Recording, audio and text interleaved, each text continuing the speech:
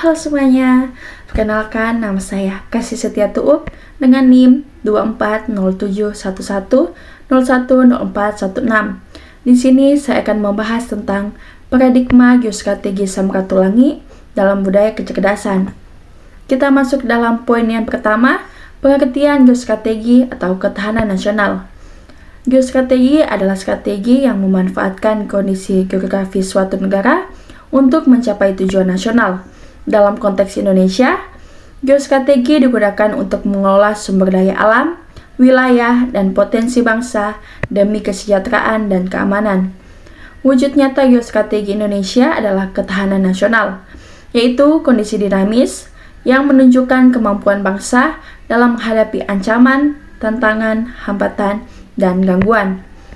Tujuan utamanya adalah menciptakan negara yang aman, sejahtera, adil, serta mampu mempertahankan kedaulatan dan mencapai cita-cita nasional. Poin kedua, tinjauan geostrategi. Geostrategi menggabungkan faktor geografis dengan kebijakan politik, ekonomi, dan pertahanan. Di Indonesia, konsep ini dikenal sebagai ketahanan nasional dengan pendekatan Astagatra. Letak Indonesia yang strategis di antara dua benua Asia dan benua Australia, dan dua samudra, Samudra Hindia dan Samudra Pasifik, menjadikannya sebagai jalur perdagangan dunia yang sangat penting. Namun, posisi ini juga membawa tantangan seperti konflik global, keamanan wilayah, dan pengelolaan sumber daya. Oleh karena itu, geostrategi tidak hanya fokus pada militer, tetapi juga ekonomi, pangan, dan kesejahteraan masyarakat. Poin ketiga adalah geostrategi menurut Samratulangi.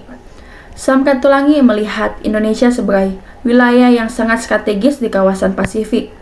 Ia memprediksi bahwa kawasan Asia Pasifik akan menjadi pusat perdagangan dunia di masa depan. Menurutnya, Indonesia memiliki 3 peran utama. Yang pertama, negara konsumen, kedua, sumber bahan mentah, dan ketiga, tempat investasi. Ia juga menekankan pentingnya kemandirian ekonomi nasional, yaitu mengurangi ketergantungan pada luar negeri, mengembangkan industri dalam negeri, dan memanfaatkan sumber daya alam dan tenaga kerja sendiri. Pemikirannya menunjukkan bahwa posisi geografis Indonesia bisa menjadi kekuatan besar jika dikelola dengan baik. Poin keempat, geostrategi menurut Sarun Dajang. Menurut Sarun Dajang, geostrategi adalah perpaduan antara geopolitik dan pembangunan ekonomi dan strategi wilayah untuk memperkuat posisi suatu daerah. Dalam konteks Sulawesi Utara, ia menekankan bahwa wilayah ini harus dimanfaatkan sebagai pintu gerbang Indonesia ke Asia Pasifik. Strateginya meliputi pengembangan ekonomi berbasis potensi lokal, peningkatan daya saing daerah, dan kerjasama regional internasional. Ia juga menegaskan bahwa pembangunan tidak hanya ekonomi, tetapi juga harus memperhatikan aspek politik, sosial, dan keamanan, agar wilayah menjadi kuat secara strategis. Poin kelima, keunggulan geostrategi Sulawesi Utara sebagai pintu gerbang Pasifik. Sulawesi Utara memiliki posisi strategis karena dekat dengan negara-negara Asia Pasifik seperti Filipina. Hal ini menjadikannya pintu masuk Indonesia ke perdagangan internasional. Keunggulannya antara lain dekat jalur pelayaran internasional, memiliki pelabuhan strategis seperti Bitung, dan potensi besar di sektor perikanan dan pariwisata. Contohnya seperti Taman Nasional Bunaken. Selain itu, Manado sebagai pusat ekonomi memperkuat peran wilayah ini. Secara geopolitik, Sulawesi Utara juga penting dalam menjaga keamanan perbatasan dan mendukung kerjasama regional.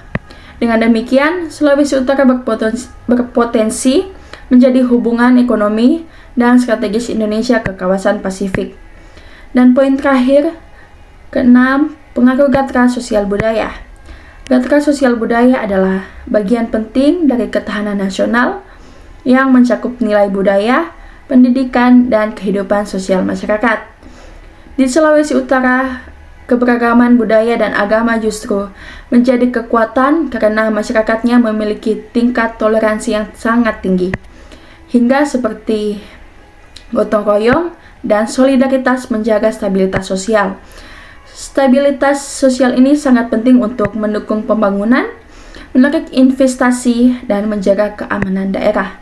Namun, globalisasi juga membawa tantangan berupa masuknya budaya asing yang dapat mengikis nilai lokal. Oleh karena itu, perlu pelestarian budaya melalui pendidikan dan peran masyarakat.